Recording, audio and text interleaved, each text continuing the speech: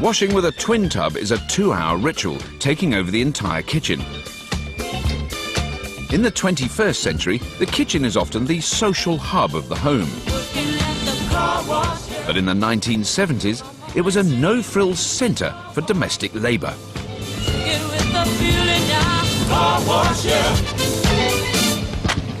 Smells not right now. It smells like there's an electrical smell, as though the motor's about to eject to life, and I've turned it off. I'm not very happy to be using it with that smell.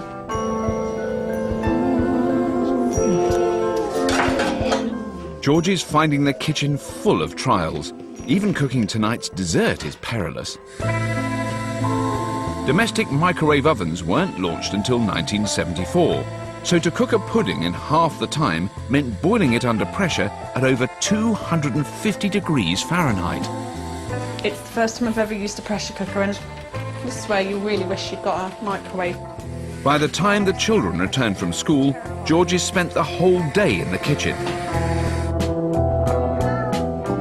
Homework without computers is their idea of a chore. Adam's also home. Hello, darling. Slippers are upstairs. Yes. And he's seeing danger all over the house. It's just that whole kind of kitchen setup just gives me horrors, especially with a little one around. The kettle's dangerous. This is dangerous because of its edges. The fire's dangerous. Anything around the cooker is dangerous. Pressure cooker or microwave, no competition. It's so scary. How can people cook with this on a regular basis and not have serious stress problems? I think it might be like a bomb. I think if we open it now, it might just go... I really liked everybody being busy when we came home, rather than just being kind of lounging around or watching telly or, you know, that kind of thing. Like the fact that all the meals where everybody's been in the house, we've sat down and eaten as a family. And I like kind of the business around the cooking in the kitchen, and that everyone's been sort of around and chilled. Now, time for the pressure cooker pudding. Oh, it looks disgusting. Who would have thought that anything could survive what was going on inside that pressure cooker and come out looking even a tiny bit edible? What's it taste like? It's really nice. Oh, God, does that mean we might have to make it again? After dinner, there's another delivery on the doorstep. There's nothing in here. There's nobody there. Oh, look, we've got another parcel. Woo! We got another parcel. With 35mm cameras, the technical support team have sent the family a note. In the 1970s, families would turn their pictures into slides. We suggest that you host a slideshow evening at the end of the decade. The tech team want the family to use the cameras to document their time in the 1970s and then put on a slideshow for their friends and neighbours. Kind of a joke in the 70s was people boring other people with their slideshows.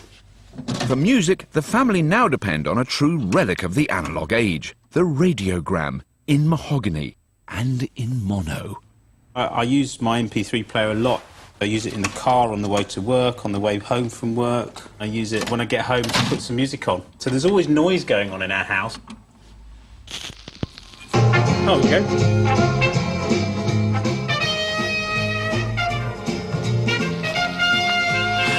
Groovy is that. Another piece of technology that doesn't quite live up to Adam's nostalgic expectations. Oh, I don't think I would crave one of these in my sitting room right now. But he won't have to wait long for progress. If you've got a space so big by so big, you've got room for a music centre with a full-size auto-change. In the early 70s, the Stereo Music Centre arrived in Britain. Its futuristic Japanese design broke free of the radiogram's fuddy-duddy British image. No longer did it attempt to hide its knobs and dials behind mock mahogany doors. Technology was coming out of the closet. Tom from the technical support team is on a mission to find one for the family. And as we know, the dad is a big music nut, so I'm going to get a music centre with a compact cassette. The key innovation of the music centre was the cassette deck, the magical component that changed how we listen to music. For the first time, the average consumer could actually record as well as play records. But Tom's struggling to find one in working order.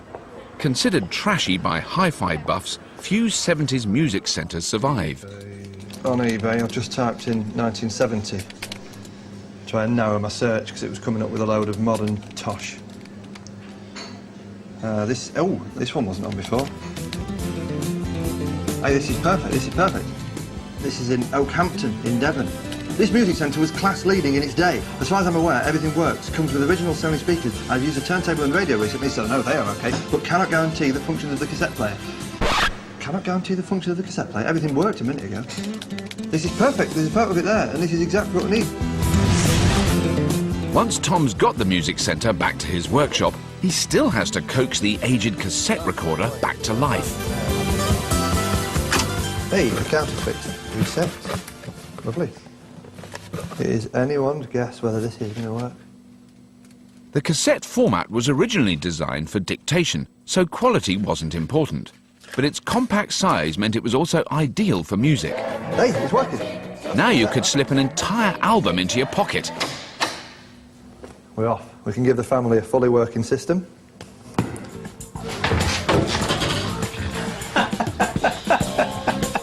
Look, it's got a tape deck and everything. Wow. What a change. How brilliant. The tech team have asked Adam to use the new music centre to create a mixtape for their end-of-decade slideshow. I mean, this is a leap in technology from this thing, but, you know, even now you just think, To help with the mixtape, the tech team have sent music writer and former NME journalist David Quantick. Hello, I'm David. Hamish, nice to meet you. How are you doing? Nice to meet you, David.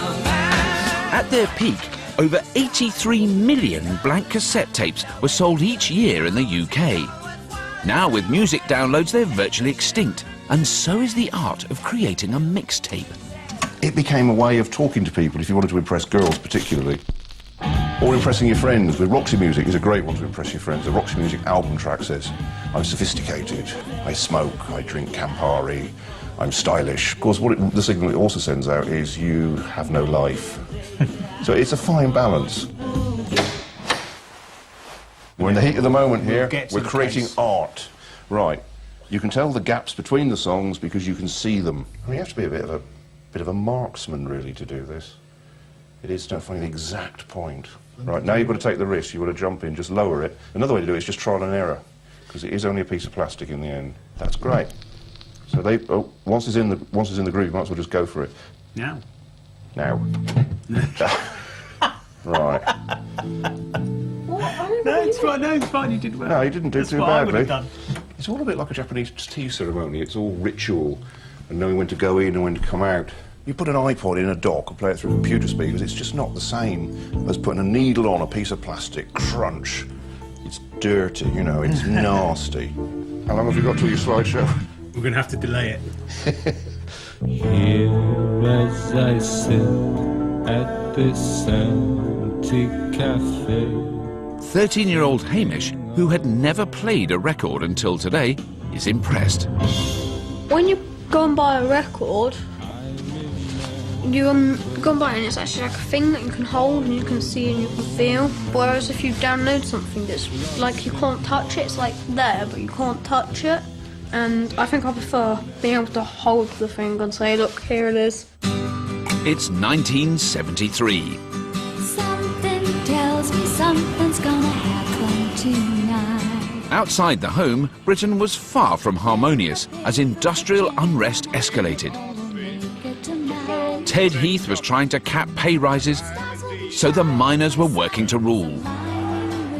All this at a time when ever more domestic technology meant an increasing demand for electricity. As coal supplies ran low, Britain struggled to cope.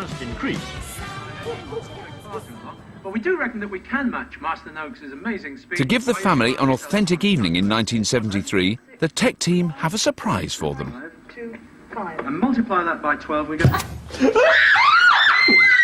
Where are the torches? Stay where you are, I'll find some. Sit down, please. Sit down. Don't, because they could knock anything over. It could be dangerous. Wait for Adam to get the torch. Give one to Mum. Darling, there's some candles in the cupboard. How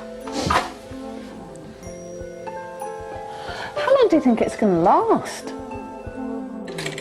Georgie calls the tech team. Have you got any power cut advice for us?